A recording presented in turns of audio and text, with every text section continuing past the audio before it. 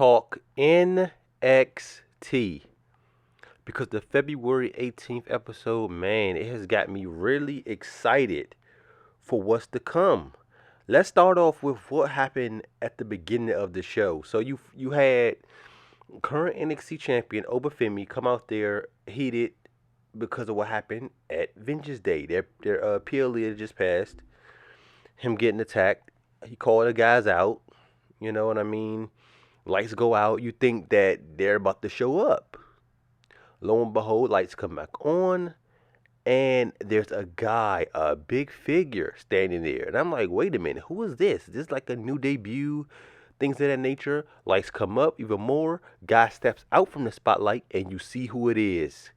Current X Division champion, Moose from TNA. And that got me, I ain't gonna lie, it got me excited because it's like, whoa, this is our first time seeing Moose in NXT. Now, we all know that NXT and TNA has this, collaboration going on. We've seen guys jump from NXT to, TNA, like Wesley, who was already previously in TNA, so it's not like a super huge big deal. We've seen guys like Pete Wentz and Trey Miguel come over to NXT. Once again, Pete Wentz was formerly in NXT. So, with the whole Rascal thing, once again, he was already in NXT. So it's not like, a super huge big deal. It was still cool to see, nonetheless. And they still have that feud going on. But to see Moose after he cut a promo a couple of years, a cryptic promo about your tribal chiefs and your bosses, talking this ish when he was the TNA World Heavyweight Champion. Man, it was pretty cool to see. I'm not going to lie to you. You know what I mean? They have a promo battle. They have a face off. Um, a date has not been announced. I don't believe when we will see Obafemi face Moose, but we will get that match, and that match to me is going to be awesome. You know what I mean? And man, NXT is really cooking right now between the TNA collaboration and their women's division, everything they got going on, and with their new signing, Ricky, the former Ricky Starks, who we've seen on this episode. Okay, so even when he debuted on the previous episode, the Go Home show for Vengeance Day, cut a fiery promo, giving us that Ricky Starks flair. They didn't say his name, because when people usually come in, oh my God, it's Ethan Page. Oh my God, it's, this guy, They didn't say his name. On social media, they didn't say his name. Even on this episode, they kept referring to him as he and, you know, not saying his name. So I think that's what they were going for with this segment. He come out there for his contract signing, gets interrupted by Ethan Page, another former AEW guy. They have a promo battle. And then Javon Evans comes out there, attack Ethan Page. That feud looks to still be going on, which was a cool feud, which is a cool feud. It personally was my favorite match on NXT Vengeance Day, in ring wise and storytelling and everything like that. Um, so then Ricky Saints, who in that moment we still don't know his name, um, gets back to about to sign his contract when Wes Lee interrupts him. They have a promo battle. Wesley looks to, hit him. Ricky Starks get the first blow, knock him out the ring, and then we see him sign his contract. The camera pans over to the contract, and we find out that his name is Ricky Saints. Now you have a lot of people out there who is not really feeling the name, and I can understand why. Every time people have these name changes, people be up in arms about it, because people just can't accept change or don't like change at first. Um, to me, it's not really that bad. I mean, his real name is Ricky Starks, and I believe WWE, they wanted to have their own trademark name. I don't think he wanted them to trademark his real name. So it's like, okay, here's what I could give you guys. You could trademark this name, Ricky Saints.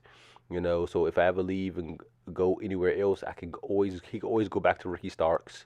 You know what I mean? And to me, in this promo and his backstage stuff he was even doing, I can see the difference.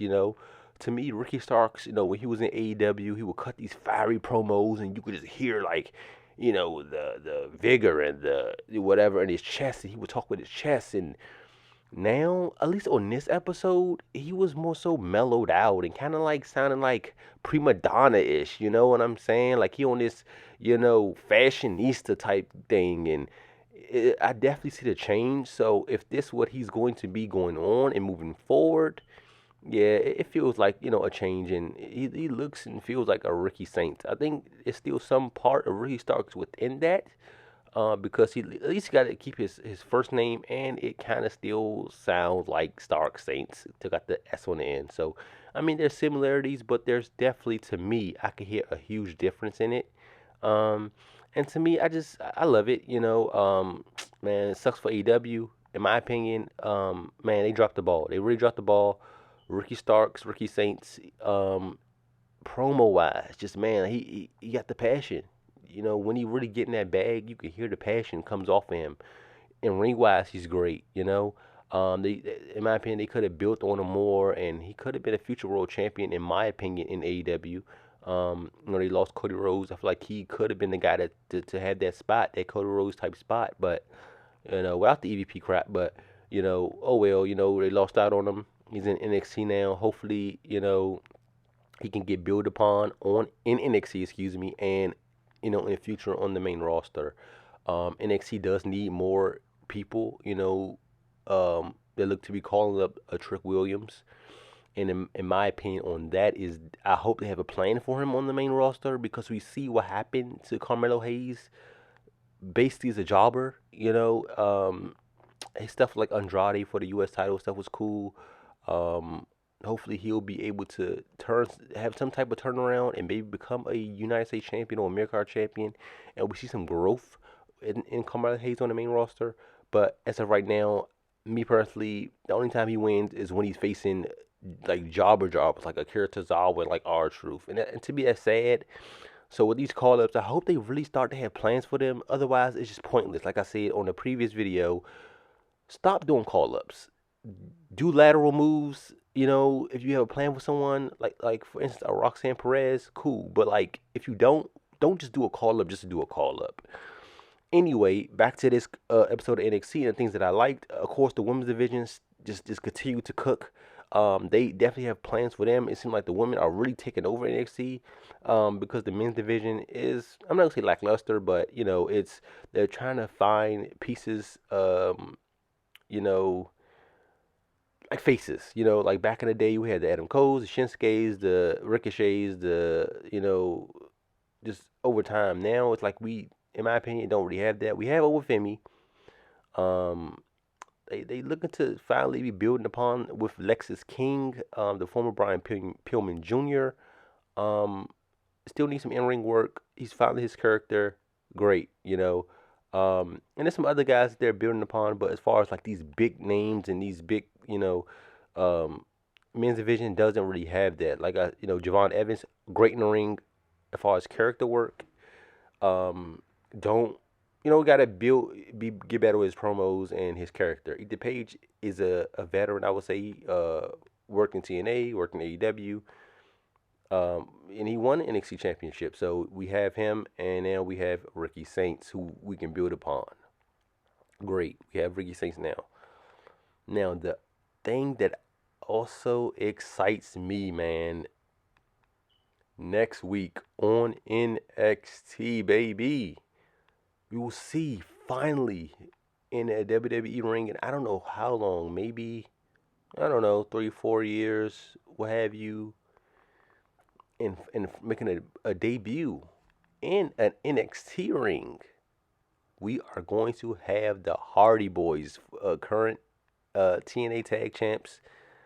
Um, just recently won the fourth rope tag champs. They on that, that gold thing they've been doing in the past, procuring all the tag titles.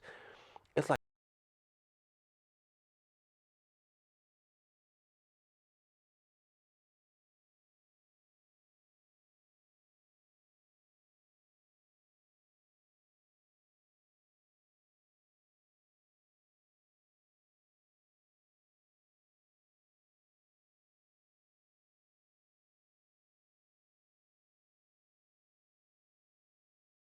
before they go into the Hall of Fame. You know what I mean? Man, I can't wait. I can't wait till that music hit and see them get in the NXT ring, man, because it's just a matter of time before they win those NXT Tag Team Championships. If it's anybody that beats Fraxium for those titles, hey man, put them on the Hardys. Put them on the Hardy Boys, man. Um, yeah, like to me, NXT is cooking with these signings.